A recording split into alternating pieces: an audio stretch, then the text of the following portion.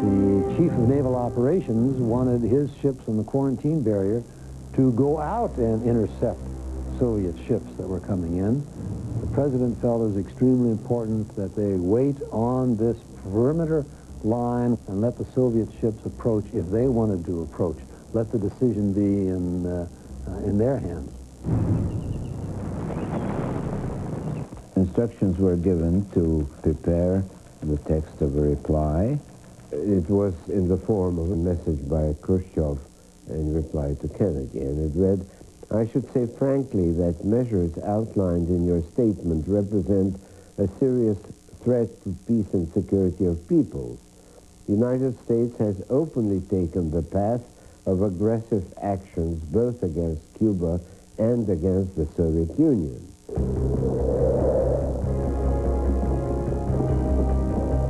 It was the first time where the Soviet intercontinental missiles was fueled and they prepared for the launching.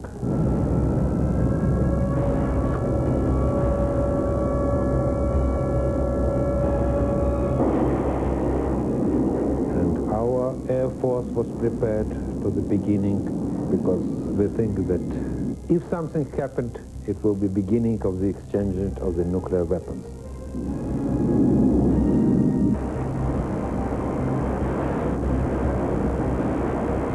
Morning of October the 23rd, 6 F-8U Crusaders are flying at three-top level over the missile sites. The photography was just so refreshing to look at something at low altitude rather than the U-2 materials at 14 miles up. I remember the phone rang and Washington said, "Okay, execute one." So I said, "Okay, Riley, Coughlin, and me. We go." We became airborne and we stayed right down on the water. We were flying at about 350 knots and at about 350 feet.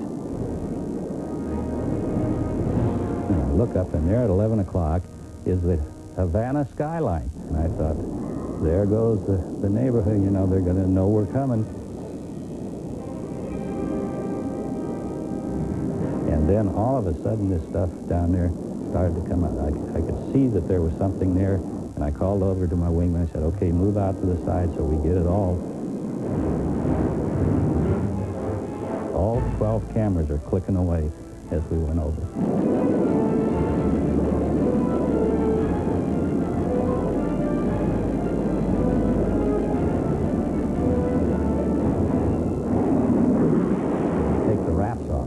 Start putting them on the launchers, and you go in and you can read the writing practically on the sides of the missiles.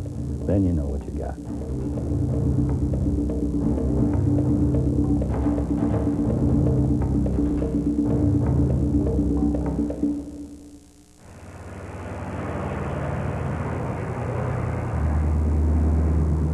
We thought we were going to go to war and that we were going to invade Cuba. In our battalion, we had the capability for nuclear weapons, tactical nuclear weapon called the Davy Crockett. The commanders at that time were prepared to use nuclear weapons. We certainly had them. We were ready, trained to use them. And yes, I think that probably we would have responded to the use of nuclear weapons if the situation had called for it. There were 2 points of relief during the days that followed the speech. The first was when we received word that the Organization of American States, all of the Latin American states, had unanimously endorsed a quarantine, and were going to join in it.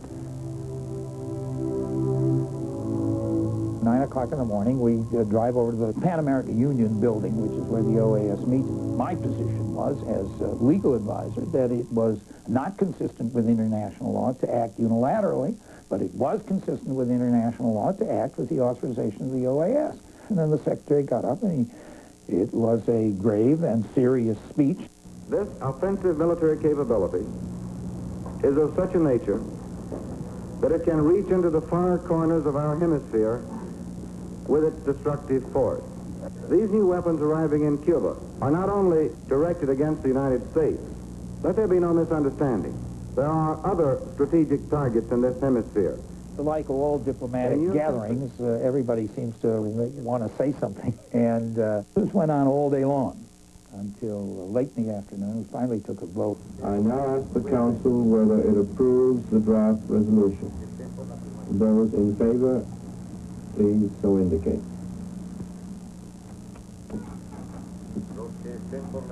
Against? The draft resolution has been approved by 19 affirmative votes. I ran over with the resolution in my hot little hand to the White House.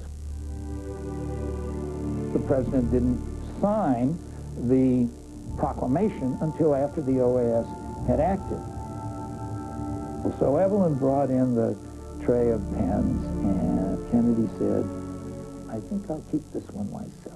And he took one pen and he signed his whole name with one pen, and he dropped the ink down in his jacket pocket. We used the word quarantine because it carried less military implications than the term blockade does. Actually, it was a blockade. We believe there are about 25 Soviet ships moving toward Cuba. The U.S. ship, by every means available to it, will communicate with the Soviet or other vessel, requesting the vessel to stop. If the vessel does not stop, refuses to heed the instructions, force will be applied to assure that it does stop. The minimum amount of force for that purpose will be used. The military looked upon it as what John Paul Jones and others have been doing for 200 years, a military action. And by God, if it was a military action, you should carry it out as it had always been carried out. And that meant that if that first ship came there and didn't stop, you should sink the damn thing.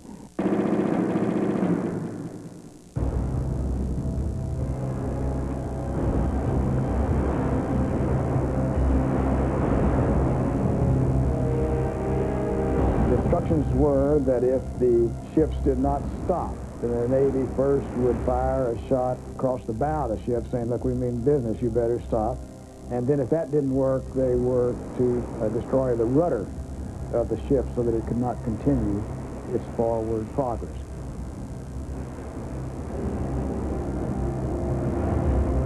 And that's the day in the pool looking at me, he said, you know, if it weren't for the children, it would be easier to say you could press that button. And I know I looked at him oddly because he quickly said, I'm not talking about John or Caroline.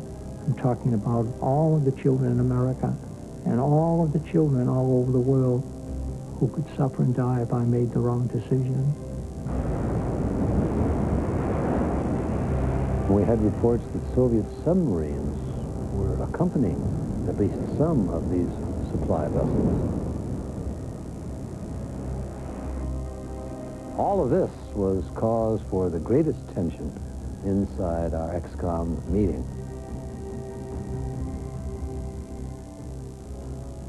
The face-to-face test of will in perhaps the gravest crisis of the atomic age could come soon in the waters of the Caribbean. If the Soviet vessels refuse to halt for a search, U.S. warships are under orders to sink them. It is known that Soviet vessels are on their way to Cuba.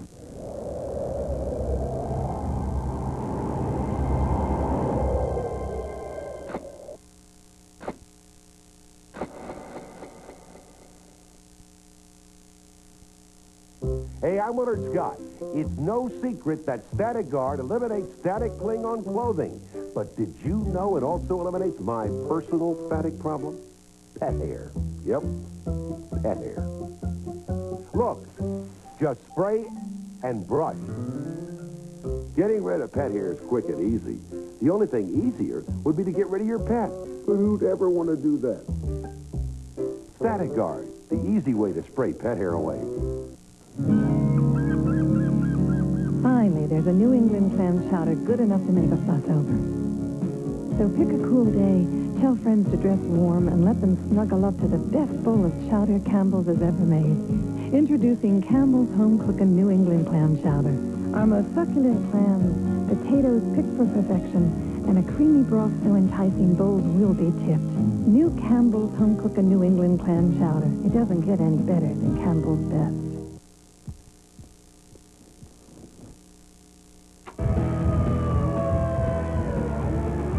You might never get that room picked up or the stereo turned down, but at least you can get those whites completely clean with new Ultra Surf Plus bleaching action. Its bleaching action out-whitens ordinary detergents and removes odors entirely for a complete white, so you can be proud of how your family looks, even when you hope no one's looking. New Ultra Surf Plus bleaching action, the complete white. I know. You've had it up to here with phone commercials. Excuse me. No, you really should hear this. It's about the most from Sprint. See, it saves you big on whoever you call the most each month. With no lists, no fees. It's all automatic. Now, aren't you glad you heard all that? Baby, why didn't you sign us up? Sister, I've been trying to do that for years.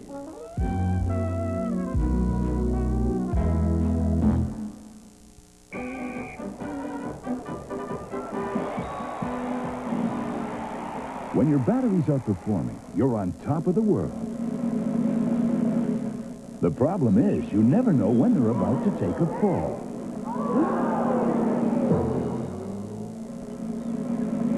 Only Duracell has the Copper Top battery tester, so you can always be sure your batteries will be riding high. The batteries you know will last. You can't top the Copper Top. Sunday, from actual Secret Service case files, a botched robbery forces a desperate move. Don't hurt my family. Don't make me. Can agents stop a murder? An all-new Secret Service. Then you'll see dramatic home video of Mother Nature's fury and the incredible people who survived. Eyewitness video after an all-new Secret Service NBC Sunday. We make a promise, huh? 2 cops. I won't leave you. You won't leave me. 1 killed. You tell me the reason for this. Now 1 cop's justice will become revenge. You can get blown away. Inspired by true events, Mario Van Peebles, Ray Sharkey, and Morris Chestnut. Think you can just hang this on me like lights on a Christmas tree. In a film the critics call gripping, realistic, as exciting as New Jack City, from the award-winning series of motion pictures and all new In the Line of Duty, Street War, NBC Sunday. By now, the military preparations on both sides had reached dangerously high levels. Soviet ships were bearing down on the blockade line. President Kennedy knew that to stop a ship by force on the high seas was an act of war. But to yield would leave only military options to get the missiles out.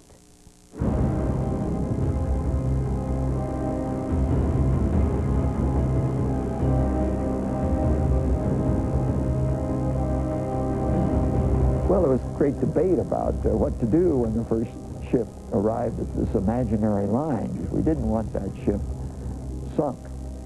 We didn't want to start a war over that first ship. We weren't certain that Khrushchev had been able to tell the captain what to do when he got to this quarantine line. And he certainly wasn't about to stop when a U.S. Navy ship told him to stop unless Khrushchev said it stopped. A message was handed into the room that Soviet ships had stopped dead in the water, that there had apparently been a radio communication from Moscow to the ships to hold position and not proceed toward the quarantine. He gave the order to some part of the ships to stop, but other go forward, and so he showed to everybody that we not accept the blockade. No one felt that the crisis was over when the Soviet ships stopped.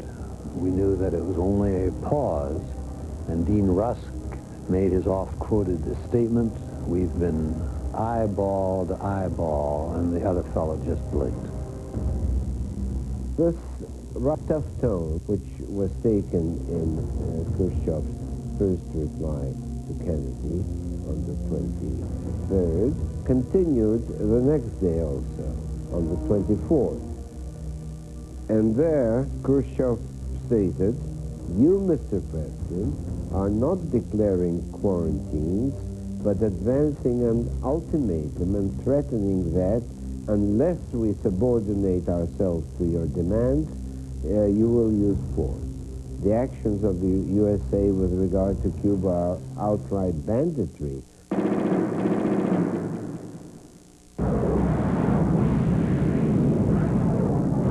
The faction who were an airstrike didn't at all relent. Their feeling was, okay, we'll let this go for 2 or 3 days and we'll really see what happens, but sooner or later we're going to have to take those missiles out.